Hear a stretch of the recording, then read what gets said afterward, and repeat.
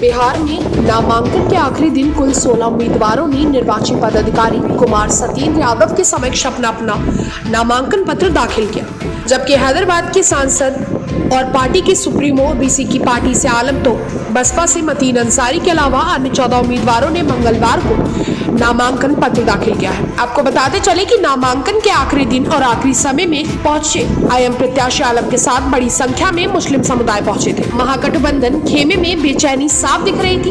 वहीं दूसरी तरफ बसपा से आईएम के गठबंधन के बावजूद बसपा उम्मीदवार के नामांकन करने से आईएम के लिए परेशानी का सबब है। किस पार्टी से उम्मीदवार हैं आप? बसपा से बहुजन समाज पार्टी। बसपा का तो गठबंधन आईएम के साथ है, फिर आप कैसे प्रत्याशी हो गए? गठबंधन ने द्वारा दिया गया है। यहाँ तो आईएम का भी प्रत्याशी है। वो जाना हमें जानकारी नहीं है। आपको जानकारी नहीं है? क्या तैयारी है आपका? तैयारी पिछले जो यहाँ के विधायक रहे या सरकार रही है यहाँ की, और सरकार ने उस स्तर पर काम नहीं किया। नहीं, इस क्षेत्र के बारे में आपको क्या जानकारी है? ये क्षेत्र जो बहुत डिजर्टेड एरिया है, ये चूँकि प्राकृतिक आपदा से ये क्षेत्र जो भरा पड़ा है, और अगर आप चुनाव जीतते हैं इस क्षेत्र के लिए क्या करेंगे आप? आपको हम ये बता दें कि बहन मायावती जी जो है 4 बार मुख्यमंत्री रही हैं उत्तर प्रदेश की। उन्होंने जो चौमुखी विकास किया है, उसी चीज़ को हम बिहार में दोहराना चाहते हैं। खास करके अपने क्षेत्र में अगर अल्लाह ने जीत दिलाई तो वो दिन दूर नहीं कि दिन सुनहरे होंगे। और जितने जिस पार्टी से आप आए हैं उस पार्टी का तो बिहार में कुछ ऐसा कोई वजूद नहीं है, फिर क्या उम्मीद लेकर के आए? ये बात आप कह रहे हैं ना, पार्टी नहीं समझती है और लोग नहीं समझते। समाज में जिनकी छवि अच्छी होगी और समाज में जो उस तरह के जुझारू होंगे और ईमानदार होंगे, उनको जरूर जनता मतलब अपना मत देगी। आप इस क्षेत्र से जुड़े थे क्या? हाँ, काफी जुड़े हुए हैं। राजनीति से? राजनीतिक से बहुत दिनों से राजनीतिक में सक्रिय रहे हैं जी। पहले राष्ट्रीय जनता दल में भी थे, तो वहाँ भी अपनी सक्रियता दिखाई है हमने। आज चुनाव की गहमा गहमी के बीच आज आखिरी दिन है, लेकिन एक आईएम के प्रत्याशी छातापुर से आ जाने से राजद की सेहत पर कितना फर्क पड़ सकता है? ओवैसी की पार्टी के जो प्रत्याशी हुए हैं मोहम्मद आलम, उनके द्वारा नामांकन किए जाने के कारण छातापुर विधानसभा में जो यहाँ पर असर काफ़ी अच्छा असर दिखाई दे रहा है। हमें लग रहा है कि कहीं ना कहीं जो मुसलमानों का जो वोट है छातापुर विधानसभा में, वो वोट निश्चित रूप से बंटने के आसार दिखाई दे रहे हैं। दूसरी बात, क्या आपको लग रहा है कि महागठबंधन के जो उम्मीदवार है और जिस तरह से आईएम की जो हुजूम खड़ी है, तो कहीं न कहीं एमवाई दरकता सा दिख रहा है आपको? निश्चित दिखाई दे ही रहा है, इसमें किसी प्रकार का संदेह नहीं दिखाई दे रहा है। और इसमें फिर जो है यहाँ बसपा के भी प्रत्याशी ने नामांकन दिया है। मोहम्मद मतीन जो बसपा के प्रत्याशी हैं, उनके तरफ से भी नामांकन यहाँ दिया गया है और ओबीसी की पार्टी के तरफ से भी नामांकन दिया गया है। तो हमें लग रहा है कि जो मुसलमानों का इस छातापुर विधानसभा में वोट बंटने के आसार दिखाई दे रहे हैं और काफी प्रतिस्पर्धा रहेगी। मतलब कुल मिलाकर देखा जाए तो बात बिल्कुल साफ है। जो महागठबंधन जो खुशफहमी में थी, वो खुशफहमी अंतोगत्वा ऐसा नहीं लग रहा। निश्चित रूप से इस बार जो है यही संकेत दिखाई दे रहा है। आने वाला वक्त बताएगा कि ऊंट किस करवट बैठने वाला है। क्या नाम हुआ सर आपका? मिथिलेश प्रसाद कुशवाहा, वरीय अधिवक्ता, व्यवहार न्यायालय वीरपुर। किस दल से आप उम्मीदवार हैं? ये आईएम से। आखिरी समय में आप नामांकन पत्र दाखिल किए हैं? होता है, कभी हो जाता है, ऐसे परेशानी हो जाता है। आपके नामों की चर्चा तो नहीं थी, फिर अचानक कहाँ से आ गए? नहीं, मेरा नाम शुरू से ही है AIM, मेरा ही नाम है, आलम डीरे का नाम से जी, समझे ना। बीच में आपके पार्टी को बीजेपी का बी टीम कहा जाता है, क्या कहेंगे? कहने के लिए तो कहा जाता है, लेकिन बिहार में तो बीजेपी AIM नहीं थे, लेकिन पूरे बिहार में कैसे सफाया हो गया? आरजेडी का सबका तो हो गया सफाया। क्या रणनीति है आपको चुनाव लड़ने का? रणनीति क्या चुनाव लड़ने का? हम लोग लड़ेंगे जो या महागठबंधन को आप हराने हैं? अरे जी, हराने के लिए कौन आता है? जिताने के लिए हम आए, जीतने के लिए। जब हम जीतेंगे तो दूसरा कोई हारवे न करेगा। वह क्या नाम आपका? ओवैसी का जो है बहुत बड़ा देन है कि सीमांचल और कोसी अंचल। आप जीतेंगे तो क्या करेंगे? जीतेंगे तो विकास करेंगे, जो अच्छा होगा वो काम करेंगे। क्या विकास बिहार में विकास नहीं हुई है? विकास तो जो हुआ आप देखिए रहे, क्या विकास हुआ है? विकास तो हुई है, आप देखिए रहे विकास हुई है। अभी तो नल का जो आप देख रहे हैं, जो आपका क्या होगा? मुख्य मुद्दा क्या होगा? मेरा मुख्य मुद्दा होगा गरीबों का उत्थान करना। जो अच्छा होगा वो विकास करेंगे उसके लिए। आप लीडर से हाँ। डीलर से लीडर बनने आए जी, हैं, इसलिए- जनता का ख्याल रखिएगा। इसलिए हमको नीचे से ऊपर तक का सारा जानकारी है और उस पर हम खड़े उतरेंगे। क्या नाम हुआ आपका? हमारा नाम हुआ मोहम्मद आलम, ब्रैकेट में हम जन वितरण विक्रेता हैं, टूटी पंचायत। मेरा लाइसेंस नंबर 191 है और इसी अनुमंडल से मेरा लाइसेंस बना था।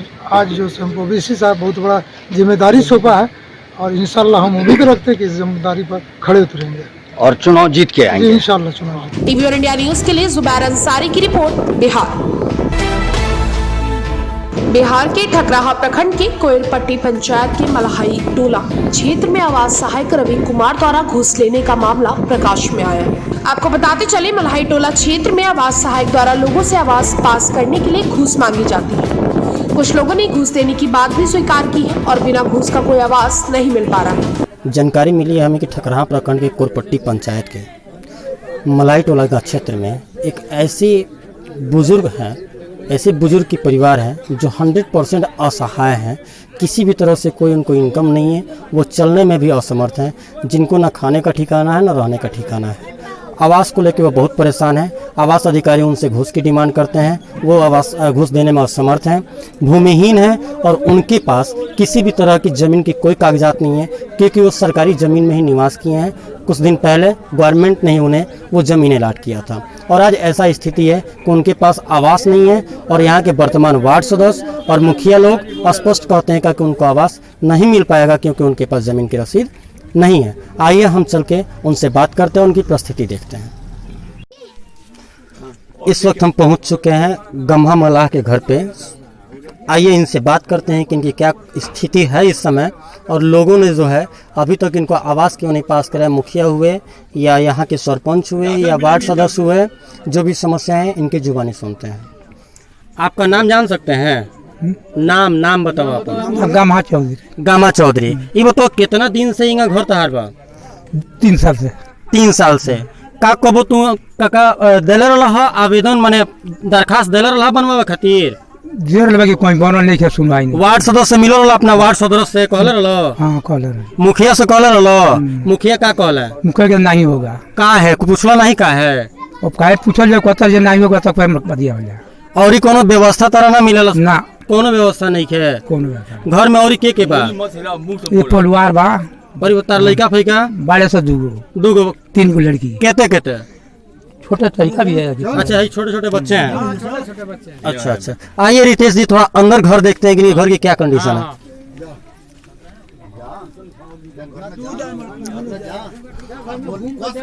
ये देखा जाए इस समय इनके घर की व्यवस्था। एक कूस की घर है जिसमें ये लोग माने जंगली जानवरों से भी बदतर तरीके से जिंदगी यापन कर रहे हैं। लेकिन यहाँ पे वर्तमान में राजनीति करने वाले मुखिया हुए, वार्ड सदस्य हुए या कोई भी प्रशासन हुआ, अभी तक जो है कोई व्यवस्था नहीं की है। आइए थोड़ा सा अंदर की तरफ चलते हैं। ये देखा जाए इनका घर का हाल देखिए। एक टेंट की तरह से घर गिरा हुआ है पूरी कंडीशन में, कोई व्यवस्था नहीं है यहाँ पे। इनका जमीन है, देखिए घर लेने का इनका आपका घर किधर है? हमारा उधर 13 वार्ड में। तो आप लोग इनको बखूबी जानते हैं? हाँ सब जानते। तो यहाँ पे जो व्यवस्थाएं की गई, माने इनकी जो व्यवस्था इस तरह कंडीशन है, इसका जिम्मेदार कौन है? मुखिया को ये लोग आवेदन दिए थे कि नहीं दिए थे? सदस्य को दिए थे, सबको दिए थे। मुखिया को भी दिए गए, सदस्य को भी दिए गए। यहाँ पे कोई सुनवाई नहीं कर रहा है 3 साल 4 साल से। आपके मुखिया कहाँ होंगे इस समय, कुछ जानकारी मिल सकता है? अब तमकुही रोड होंगे, चाहे गांव में होंगे।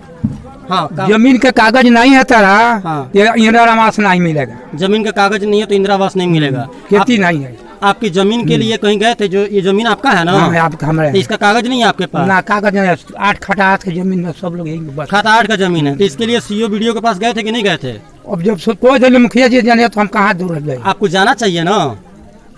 मुखिया जी बोल दिया कि आपके पास जमीन का कागज नहीं है तो आवास नहीं मिलेगा। या वार्ड सदस्य का कि आपके पास जमीन नहीं है, खाता 8 की जमीन में आप निवास करते हैं, जमीन का पेपर नहीं है, इसलिए आपको आवास नहीं मिल सकता है। आइए हम बात करते हैं वार्ड सदस्य के संपर्की से, जो जानकारी मिले कि वार्ड सदस्य अभी यहाँ पे उपलब्ध नहीं है। इनके चाचा जी से बात करते हैं।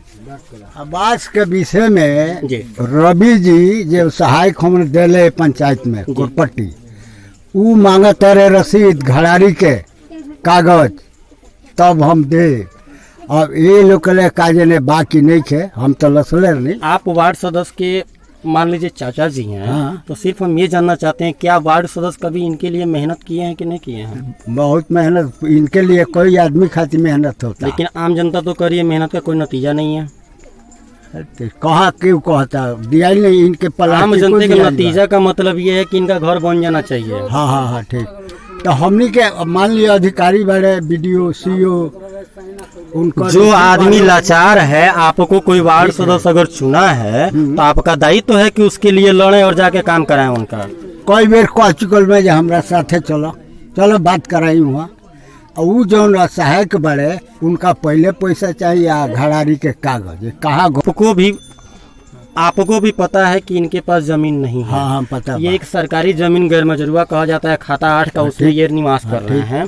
तो इनके पास तो पेपर होना संभव नहीं है। नहीं है। इसके लिए CO व्यवस्था करेंगे। और अभी आपने एक शब्द बोला है क्या कि रवि जी को पहले पैसा चाहिए। हाँ, क्या वो दलाली की बात कर रहे हैं, घूस की बात कर रहे हैं? हाँ तो दलाली हो गई। स्पष्ट वो पैसा मांगते हैं कि पहले पैसा दीजिए फिर काम होगा।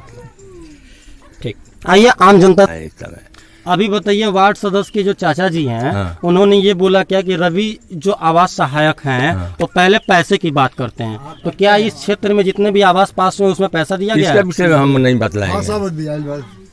इसमें जितना भी इस गांव में क्षेत्र में कोरपट्टी पंचायत में इस मलाई टोला क्षेत्र में जितना भी आवास बन रहा है, हमारा पर अपनी बात कर रहा है, दूसरे की नहीं। हम दिए हैं 500,000 रुपया उसको देना चाहिए। कितना रुपया दिया अभी तक? ये 2,000 रुपया। 2,000 रुपया आपने दिया है? 3 बार में। 3 बार में दिया है। 3 बार में। क्या आप लोग टीवी इंडिया न्यूज के लिए धीरज श्रीवास्तव की रिपोर्ट, ठकराहा, बिहार। बिहार के मुंगेर जिले में विधानसभा चुनाव के मद्देनजर तारापुर विधानसभा क्षेत्र से चुनाव लड़ रहे निर्दलीय प्रत्याशी डॉक्टर सर्वेश कुमार ने जनसंपर्क अभियान तेज कर दिया है। उन्होंने मंगलवार को कई गांव में जाकर जनसंपर्क अभियान चलाया। इसी दौरान काफी संख्या में लोगों का उनको साथ भी मिला और अपने पक्ष में उन्होंने वोट मांगा। जनसंपर्क अभियान के दौरान सर्वेश कुमार ने बताया कि वो जहाँ जहाँ जा रहे हैं वहाँ लोगों का अपार जन समर्थन और प्रेम पा रहे हैं। वहीं उन्होंने कहा कि हर हाल में तारापुर बढ़ेगा, नए कीर्तिमान को गढ़ेगा।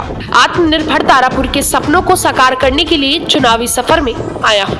आज जनसंपर्क अभियान के तहत तारापुर विधानसभा में विषय की धरती पे आए हैं और यहाँ हमें युवाओं का अपार समर्थन मिल रहा है। खासकर युवा और बुजुर्गों का आशीर्वाद मिल रहा है। ऐसा हमें एहसास हो रहा है कि इस बार युवा और हमारे बुजुर्ग जो भी हैं बदलाव देखना चाह रहे हैं। बदलाव का संकेत साफ साफ नजर आ रहा है। हर कोई बदलाव देखना चाह रहे हैं और हमें पूरा विश्वास है इस बार बदलाव होगा और हमारे तारापुर का भविष्य जो है उज्जवल भविष्य। जनसंपर्क अभियान में लगभग आधा से ज़्यादा विधानसभा हम लोग कवर कर चुके हैं। नौना, परसा, विषय, ये सब अमैया, बजलपुर, ये सब अभियान में हम लोग घूम चुके हैं और जो भी बाकी जगह है हम लोग 4 से 5 दिन में हम लोग कवर कर लेंगे। टीवी इंडिया न्यूज के लिए रोहित कुमार की रिपोर्ट, मुंगेर, बिहार।